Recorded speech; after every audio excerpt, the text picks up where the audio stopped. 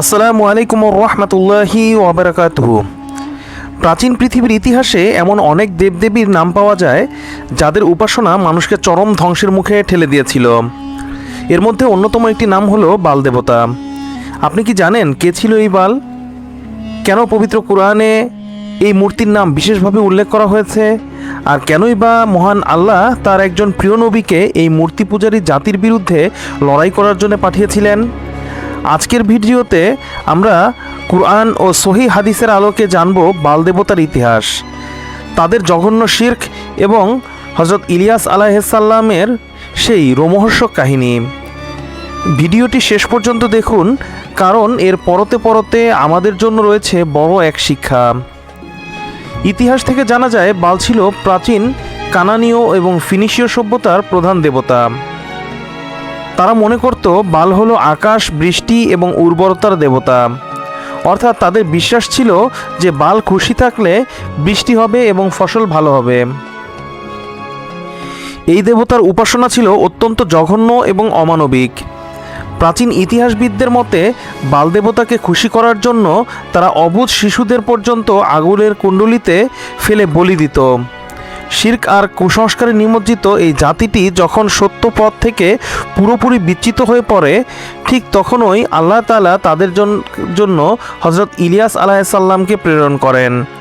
পবিত্র কুরআনের সূরা আস-সাফফাতের 123 থেকে 126 আয়াতে মহান আল্লাহ তাআলা এই ঘটনার বর্ণনা দিয়েছেন। আল্লাহ তাআলা ইরশাদ করেছেন, আর ইলিয়াস অবশ্যই রাসূলদের মধ্যে একজন ছিলেন।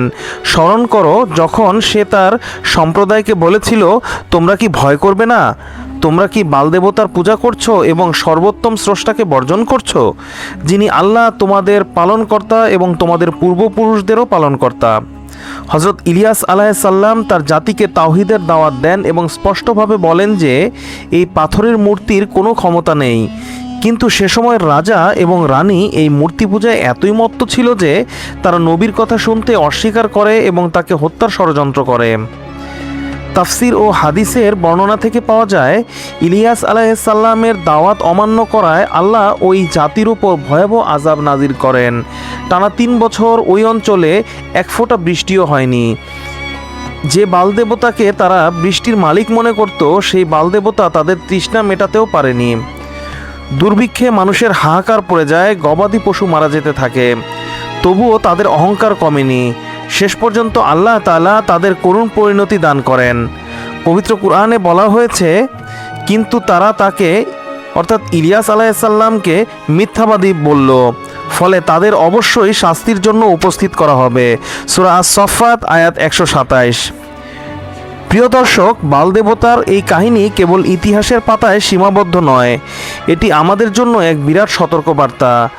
আজ আমরা হয়তো পাথরের মূর্তির সামনে দাঁড়াই না, কিন্তু অনেক সময় আমরা আল্লাহকে বাদ দিয়ে ক্ষমতা, অর্থ বা কোনো মানুষের ওপর এমনভাবে নির্ভর করি যা এক প্রকার গোপন শিরক। ইসলাম আমাদের শেখায় লা ইলাহা ইল্লাল্লাহ, অর্থাৎ আল্লাহ ছাড়া কোনো মাবুদ নেই, আর কারো কাছে সাহায্য চাওয়ার সুযোগও নেই। বাল দেবতার পতন আমাদের মনে করিয়ে দেয় যে সত্যের সামনে মিথ্যা ও শিরক কখনো টিকে থাকতে পারে না। আল্লাহ তাআলা আমাদের সকলকে সকল প্রকার শিরক থেকে হেফাজত করুন এবং হযরত ইলিয়াস আলাইহিসসালামের মতো সত্যের পথে অবিচল থাকার তৌফিক দান করুন। আমিন। ভিডিওটি ভালো লাগলে লাইক দিন এবং আপনার বন্ধুদের সাথে শেয়ার করে এই গুরুত্বপূর্ণ ইতিহাসটি ছড়িয়ে দিন। ইসলামিক এরকম আরও ভিডিও পেতে আমাদের চ্যানেলটি সাবস্ক্রাইব করে বেল আইকনটি চেপে রাখুন। দেখা হবে পরবর্তী ভিডিওতে ইনশাআল্লাহ। আল্লাহ হাফেজ।